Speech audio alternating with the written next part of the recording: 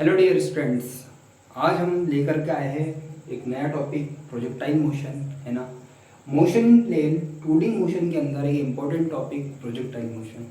इस टॉपिक की बहुत ज़्यादा इम्पोर्टेंस है। अगर हम जेई मेंस के पॉइंट ऑफ व्यू से देखें तो भी इसका बहुत ज़्यादा यूज़ है। 2 to 3 क्वेश्चन का रिपीटेशन होता है एवरी ईयर। अगर आप PYQ देखें, प्रीवियस ईयर क्वेश्चन को देखें, तो कहीं ना कहीं एक दो क्वेश्चन का रिपीटेशन इसमें कहना चाहिए आती है इस टॉपिक पर बेस्ड, ठीक है, इस कॉन्सेप्ट पर बेस्ड। नीट की पॉइंट ऑफ व्यू से भी ये टॉपिक बहुत ज़्यादा इंपॉर्टेंस रखता है कहीं ना कहीं। अब इस टॉपिक को पढ़ने से पहले इसकी हमारा क्या बेसिक क्लियर होना चाहिए उस पर भी हम एक बार थोड़ा सा कॉन्सेंट्रेट कर लेते, थोड़ा सा फोकस भी कर लेते हैं कि जिसमें हमारा फर्स्ट जो है बेसिक हमारा वेक्टर क्लियर होना चाहिए, है ना। तो जिसका वेक्टर अगर क्लियर है, ठीक है, उसके लिए ये बहुत ज़्यादा इजी होने वाला है, ठीक है। दूसरा, इसमें आपको 1D मोशन, 2D मोशन से पहले आपने पढ़ा होगा 1D मोशन के बारे में, है ना। तो 1D मोशन आपका बेसिक क्लियर होना चाहिए।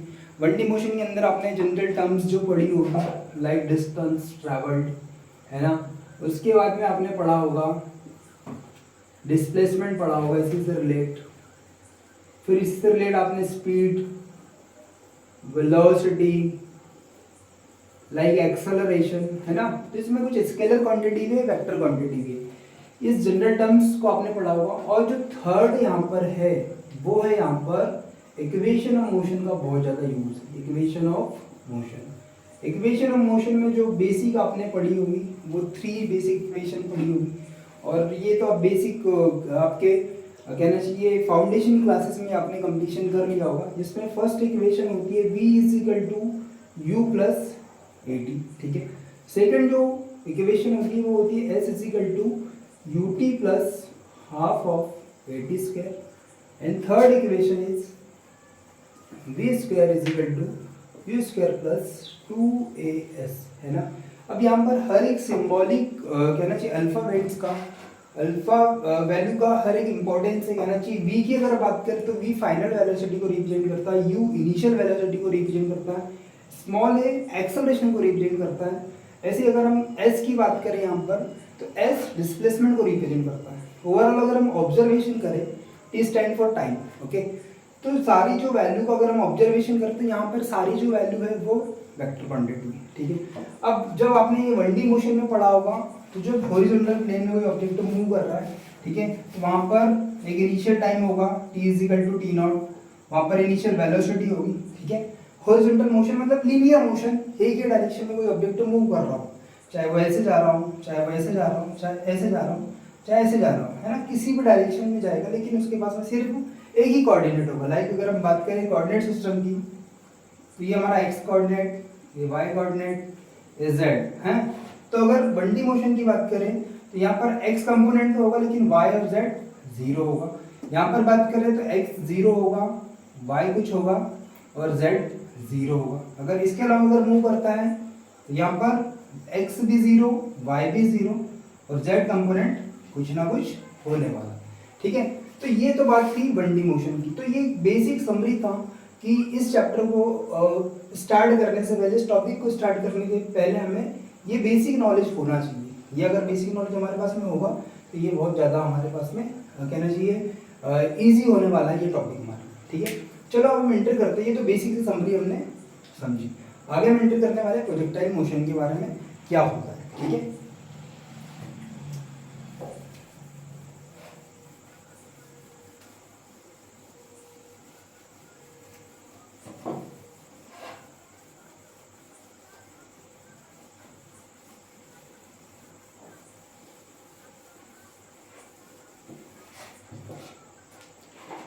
डियर स्टूडेंट्स, अगर हम डेली लाइफ में देखें तो मल्टीपल्स की एग्जांपल है। क्रिकेट से रिलेटेड अगर बात करें, बास्केटबॉल से रिलेटेड बात करें, फुटबॉल से रिलेटेड बात करें, या फिर मल्टीपल ऐसे एग्जांपल है जहाँ पर कहीं ना कहीं प्रोजेक्टाइल का यूज हो रहा है। अगर कोई क्रिकेटर है, कोई बैट्समैन है, वो अपने बॉल को हिट कर रहा है 6 के लिए, तो वो जो बॉल का मोशन होगा वो कैसा करेगा, 2D करेगा। कहना चाहिए अगर हम इसको ओरिजिन मान के चले, ठीक है, तो ये एक्स में भी मूव कर रहा है, वाई में भी मूव कर रहा है। अगर हम किसी पर्टिकुलर पॉइंट पर इसका कहना चाहिए पूछे इसकी पोजीशन कहाँ पर है, इसका पोजीशन वेक्टर अगर हम फाइंड करने की कोशिश करें तो ये एक्स में भी कहीं ना कहीं मूव कर चुका है और वाई में भी मूव कर चुका है। इसका एक्स कंपोनेंट भी होगा, वाई कंपोनेंट भी होगा। ऐसे हर एक इंस्टेंट पर इसके पास में एक्स भी है, वाई भी। प्रीवियस अभी रिसेंट में हमने ये समझा कि यहाँ पर अगर 1D मोशन की बात करते हैं वहाँ पर सिर्फ एक ही कंपोनेंट था, एक्स था या फिर वाई था या फिर जेड था, लेकिन यहाँ पर एक्स भी होगा, वाई भी होगा, ठीक है। इट मीन्स 2D मोशन कर रहा, मोशन इन प्लेन वाली सिचुएशन, ठीक है। तो इसी को हमें समझने के लिए अगर मल्टीपल एग्जाम्पल को ऑब्जर्वेशन करना होगा और इससे रिलेटेड हमें जनरल टर्म्स को समझना होगा। और अगर इसकी बात करें इस टॉपिक की, तो इसमें 3 बेसिक फिनोमिना है जो हमें समझना है, 3 जनरल फॉर्मूले जो हमें समझना है। फर्स्ट यहाँ पर जो आपको कैलकुलेट करना होगा वो कैलकुलेट करना होगा एच मैक्स, है ना, एच मैक्स या फिर हॉरिजॉन्टल रेंज पहले समझ लो। हॉरिजॉन्टल रेंज की अगर हम बात करें, ठीक है, या फिर सिंपली से रेंज के नाम से भी हम जानते हैं, ठीक है। रेंज को हम कैपिटल आर से रिप्रेजेंट करते हैं। कैपिटल आर जो होता है वो ये होता है कि ये हॉरिजॉन्टल डायरेक्शन में कितना मूव कर रहा है, ठीक है।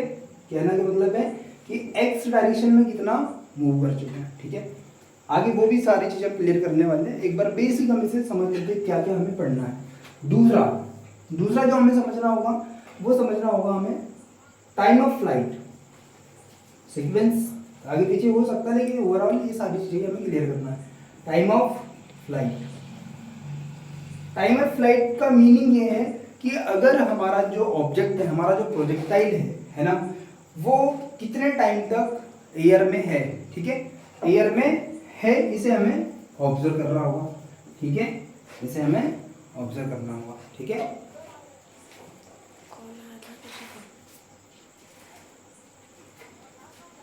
ठीक है बच्चों, तो टाइम ऑफ फ्लाइट जिसे हम कैपिटल टी के सिंबल से रिप्रेजेंट करने वाले हैं, ये हमें कैलकुलेट करना होगा, ठीक है। थर्ड नंबर पर जो हमें फाइंड करना होगा बच्चों, वो फाइंड करना होगा हमें यहाँ पर मैक्सिमम हाइट, कितना ये मैक्सिमम हाइट को टच करा है, मतलब वाई कंपोनेंट इसका कितना मूव कर गया, वाई डायरेक्शन में कितना ये मैक्सिमम डिस्प्लेस कर चुका होगा, ठीक है। ये भी हमें फाइंड करना होगा। इट मीन्स ये हमें एच मैक्स कैलकुलेट करना होगा। तो ये बेसिक कहानी थी। अब आगे हम 1 बाय 1 जो कैलकुलेट करना है वो सीखेंगे, ओके। तो एक बेसिक से इसका डायग्राम हम प्लॉट करने वाले हैं, उसके अंदर से सारी जो जनरल टर्म्स हैं वो समझने वाले हैं।